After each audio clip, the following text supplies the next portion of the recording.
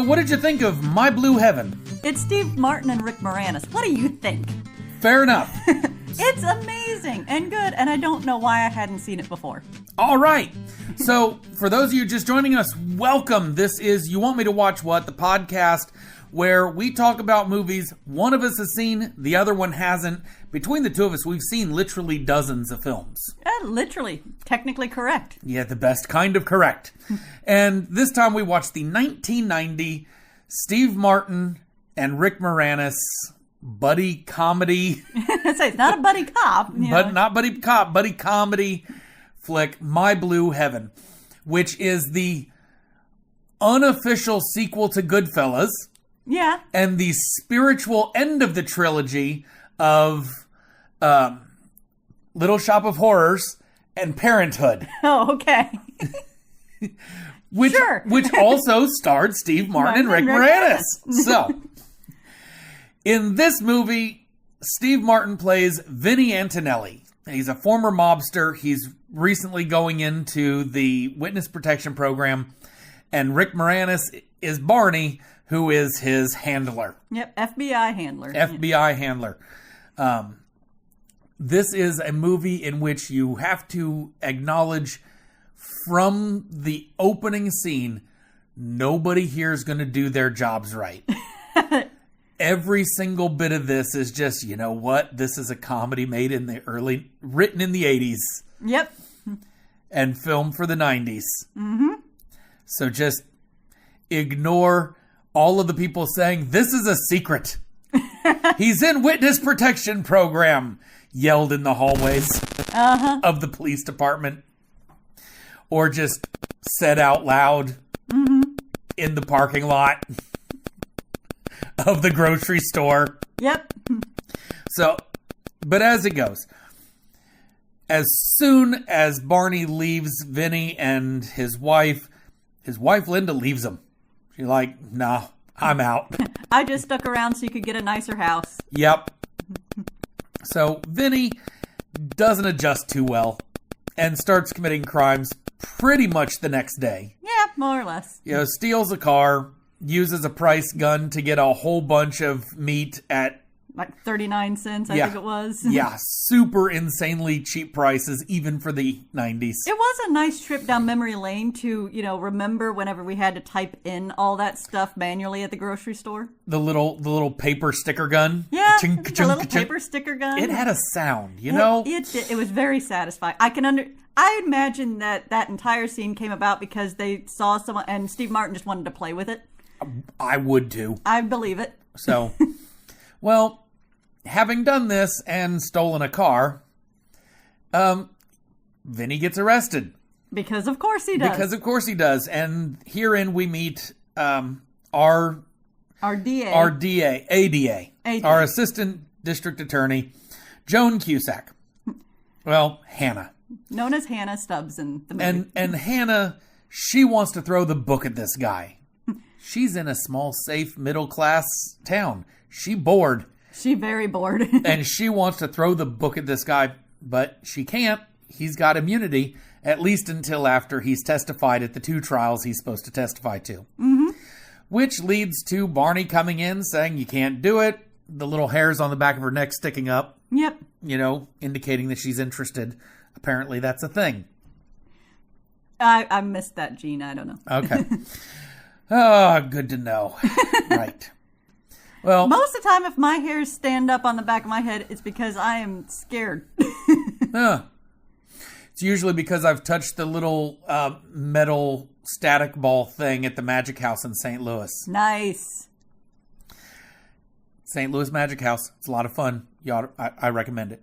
It is highly recommended. And then while you're in St. Louis, hit the zoo and the Science Center. Absolutely. Can't do better than the zoo.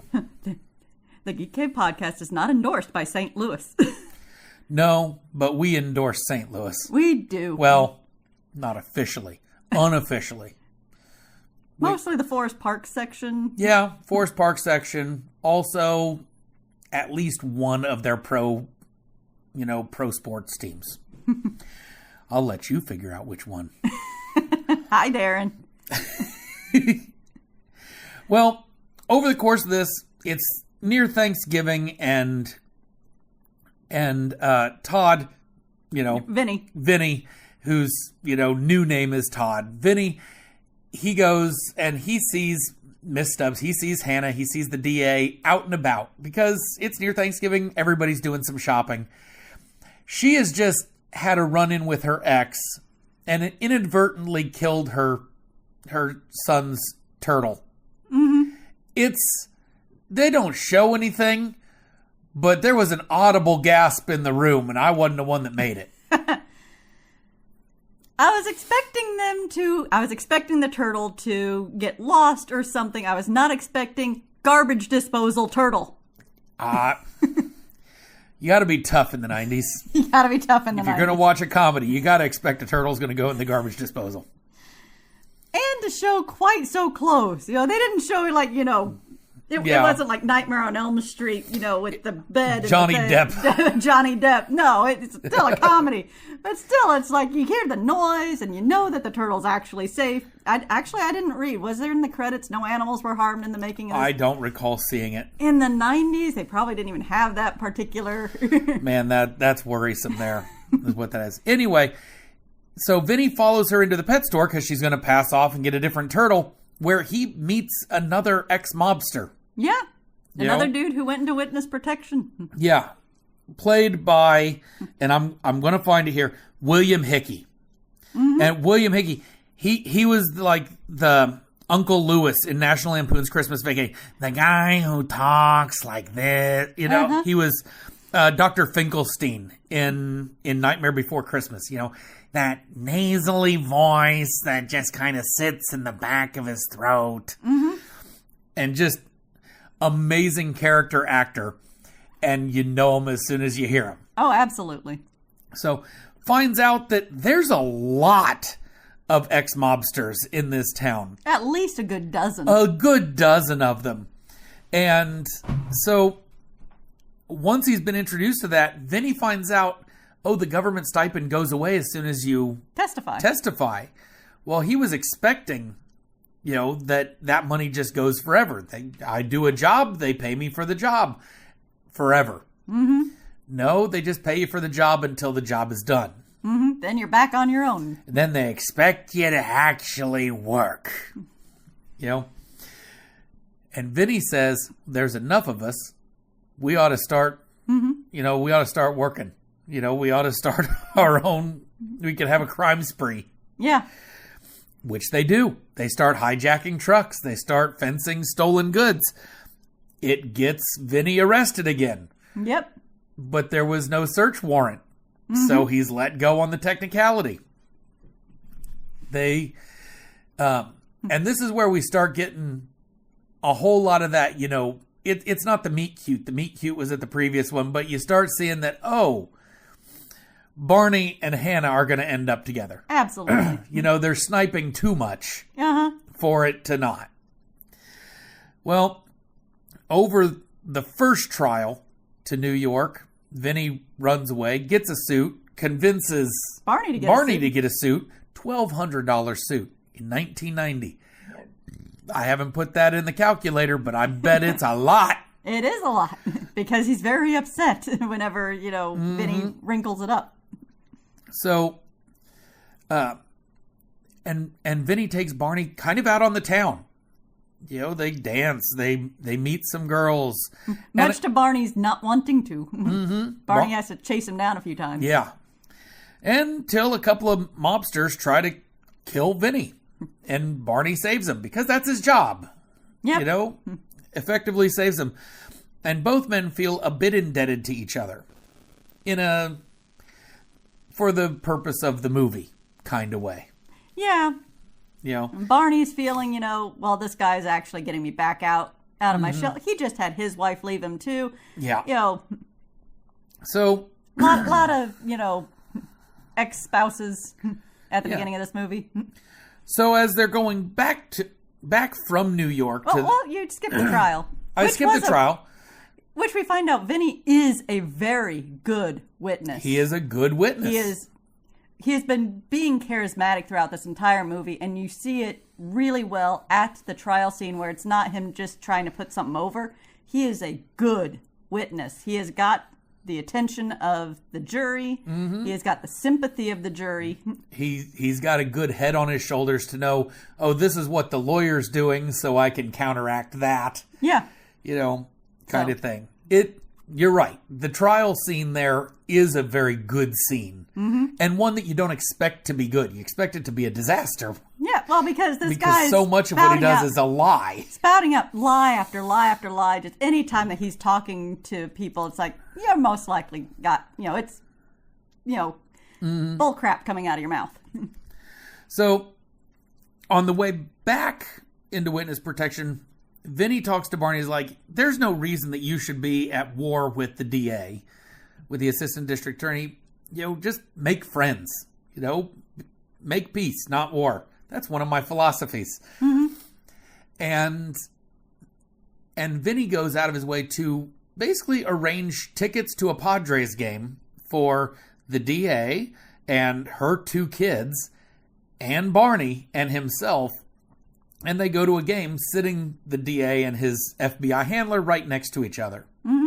So he's giving life advice to the 2, to the 2 kids. To the 2 little league kids. Never show your wallet at a ball game, because you show your wallet, everyone knows you got it. They know where you've put it. Now you go to the bathroom, they come up, they bump you. They always bump you. And what happens?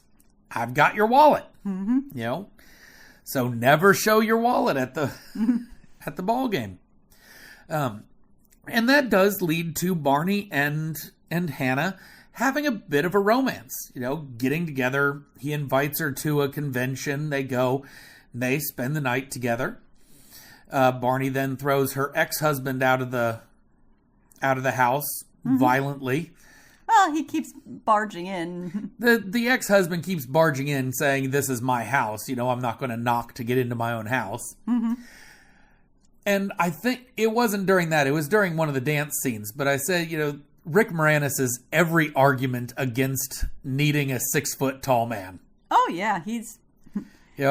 because he's clearly shorter than Joan Cusak. Well, they even make that in a... And they make the joke on the stairs. Yeah, whenever he steps up another set of stairs, to keep kissing her. But there's obviously, he is a good, strong leading man, and it doesn't matter that he's shorter than Joan Cusak. Hollywood, take note. Yeah. Do you know who one of the original plans for this was that it was actually going to be Danny DeVito was Vinny, and Steve Martin was going to be was Barney. Huh. DeVito had to bow out. The next one to play Vinny was Arnold Schwarzenegger. Huh. He took on the role then of Kimball in Kindergarten Cop. Okay. And Martin basically said, okay, I'm going to slide over to be the gangster, because then Rick Moranis had a different movie that was delayed. And so he could be... Well, that would have been 2 very different movies. Yes, it would have been. Yes, it would have been. Originally, Goldie Hawn was also supposed to be Hannah. Okay. But bowed out. She stayed on as executive producer, but bowed out. I'm just imagining how different this movie all would have been. Because, even Steve Martin wanted, when he was still the Barney, wanted his Vinny to be John Travolta. Because the woman who played Vinny's mother in the airport also played John Travolta's mother in Saturday Night Fever, I believe. Wow. There's a lot of trivia. That is. A lot of trivia. I'm just imagining those movies now. It's like, man, I kind of want to see the screen tests. It'd have been interesting. It would have Certainly been interesting. So we'll skip Vinny getting married because it's a really weird scene. The only reason to talk about it is because it's Carol Kane, who was Valerie in Princess Bride. Liar! And in this one, she's playing I'm not going to say Valley Girl because that's not exactly right, but the ditzy mobster girlfriend kind of thing. She is super stereotype. They had stereotype at the beginning. Now they're going with different stereotype. Oh, very much so. Mobster girlfriend, which I think they may hit the next one. Maybe. Yeah. So, and I guess it's just also at the ball game as they're leaving, the ADA's sons are telling Vinny, we play in the field behind the ball field behind, and every time it rains, it turns into a mud pit for a couple weeks. We can't play. Chekhov's gun. Yep. We have to mention that because that's what ultimately comes out next is that they fought the crime ring. They steal a shipment and it's nothing but empty water bottles, like the kind that go in the big Culligan. You don't even have water. It's plastic bottles. It's plastic bottles. What do we do with these? Because the FBI has set up a sting because they know that there's a crime ring that Barney is a part of, and Barney and Vinny don't know about each other in this regard. Barney and his other, FBI friend finally get to go undercover, and so they're sitting in a hotel waiting for this crime ring to contact them to offload goods. Except all the goods they have are empty plastic bottles. And so Vinny has the idea of taking these around town and doing a fundraiser for a Little League ball field. And it's raking in change. Mm-hmm. And we get the sense that this is several weeks of going on, to the point where it's got his car like settled, dragging the ground. Well, with that, and Hannah having been suspicious of Vinny from the beginning, rightfully so. Oh, absolutely. He is absolutely a criminal and staying a criminal. Mm-hmm. She brings him in for questioning, and he says, look, I know about these buyers that are coming in. Turns out that it's the FBI. She thinks that she's been set up to look like a fool, and she decides she's going to arraign Vinny under his real name, despite anything else, because she thinks no one actually wants this guy. Yeah. Until we get to court, and a couple of guys shoot up the court in, again, the worst. I think these guys were everyone in that courtroom was a stormtrooper in a past life. In a past life, certainly were. I mean, they had clear line of sight to set up a shot, and yeah. Well, but we're a comedy. We're a comedy in the 90s. Well, this is still an 80s comedy. It may have released in 1990, but this is an 80s comedy. So Vinny runs off. Vinny runs off with one of the lady cops that, she's had the hots from him since they first arrested him. She's got the neck hairs raised for him. They race off to where the Little League field is being built. Probably just in the last 24 hours. Yep. But is done in such a way that it gets Hannah and Barney back together again. It gets Vinny off the hook for whatever crimes. It does something good for the community and ultimately gets the two hitmen arrested. Yep. Credits. Well, not quite. 1 year later, Vinny throws the first ball for the new thing, and then credits. So, all right, it's Steve Martin and Rick Moranis. What do you think? What did you think? I really do enjoy it. It was a very, very good movie, and they play well off each other. Yeah. So I really can't imagine that movie with, Danny DeVito or, or Schwarzenegger. I can imagine it more with Danny DeVito than Schwarzenegger. No offense to Schwarzenegger. I like Kindergarten Cop. I'm glad he got cast in that one. Yeah. Well, and this is such a light movie. It is. And at that time, I know that Schwarzenegger was looking for more comedy type movies. Mm-hmm. But it's so much better with Steve Martin at that time. Yes. Now, if it had been after Twins had been made, Ooh. and you had Arnold Schwarzenegger as, either the cop or the FBI agent or the gangster, and Danny DeVito as the other one, that could have worked. but only after twins. You know? So this is one of those movies. It's based on the book Wise Guy, which was written by a guy named Pileggi, who was married to Nora Ephron. Nora Ephron, and he went to the same interviews and did the same research on the same Hank Hill. Yep. And from Wise Guy came Goodfellas, and from those same things came My Blue Heaven. And Hank Hill did not like it. No, he did not. Shocking, isn't it? But it's also, this is one of those movies, there's not going to be a lot of middle ground. I don't think there's going to be anybody who's like, this is fine. You're either going to like it or you're going to not like it. Because there's just some of the silliness doesn't quite land.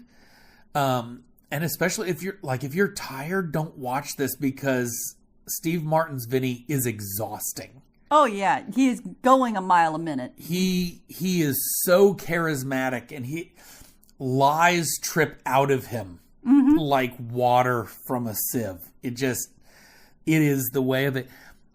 But it is so earnest. Like, it's a comedy, but yet everyone's kind of playing it straight. They're playing a little bit of a caricature of themselves. But they're playing it straight, and it really does work for me. And at 92 minutes, it's not a huge time. It is not. It does not overstay its welcome. There's not really a whole lot of wasted space there. There's not. And there's no wasted actors in this. No. You know, anybody who's they come in, they do their job, they do it well. Yeah. And then they're back through. I will say the baseball scene is probably the weakest for me. Which one? The Little League or the... No, the professional baseball Okay. thing.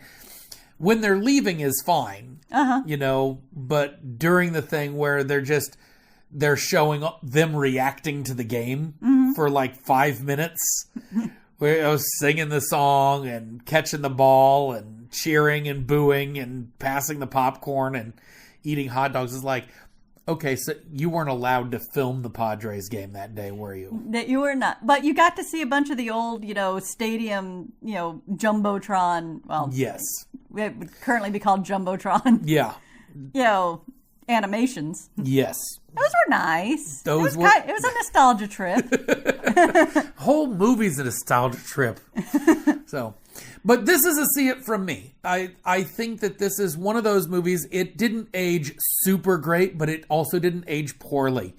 And when you're seeing Steve Martin and Joan Cusak and Rick Moranis that are right in that kind of prime silly comedy time. Yeah. It really works well. There's probably a better movie in there with a couple of different touches, but overwhelmingly, it works. It does. And yeah, I think this is a good movie. There's, like you said, there's nothing in there that's really going to cause major issues. You can watch it with your kid. You can watch it with your, college buddies. You can watch it with grandma. And I think overall, if people are in the mood for a light comedy, it's going to go well. Yeah, absolutely. So that's a see it from me, see it from you. Absolutely see it. And not a Christmas movie. Sorry, not a Christmas movie. We're not at Christmas yet. This is still Advent. It had the guy that was, the uncle, the blessing. Yes. So, but we'll just say that's the same guy. That's how. Whenever he's not back home, he's got Aunt Bethany. Home, he's got Aunt Bethany, which is why he can go out and do all this crime with his crime buddies. Yep, I get it. And that's... she could. You couldn't hear a dump truck driving through a nitroglycerin plant. See, so 6 degrees of separation to get to Christmas. Nope. I'm right there. I'm right there. That works for me. And it explains why in National Lampoon they have such a big house. Oh. They're also related to the Kevin McAllister family. Yes. Also, and twice removed. Yeah. And last bit of trivia, Aunt Bethany, not in this movie. Not in this movie. Was the voice of Betty Boop. Oh, yeah, she was. Pretty much throughout Betty Boop's career and Aunt Bethany's life. So, all right. So, that means it's your turn next time. It is my turn next time.